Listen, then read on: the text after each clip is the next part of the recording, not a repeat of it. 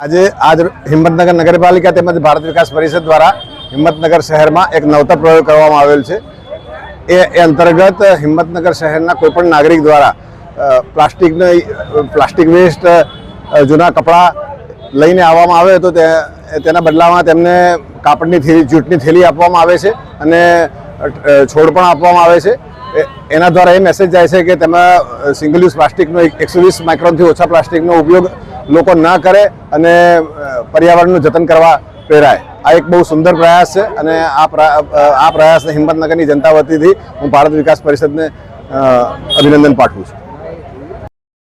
હું રોહિત મોદી એન્ડ ચંદ્રકાંત સોરઠિયા હિંમતનગર ભારત વિકાસ પરિષદ તરફથી આયોજન કરવામાં આવેલ હિંમતનગર નગરપાલિકા દ્વારા જાહેરાત કરવામાં આવેલ કપડા માટેની ડોનેશન માટેની તો અમે અમારા ડોનેશનના કપડાં આપવા માટે અહીંયા આવ્યા હતા।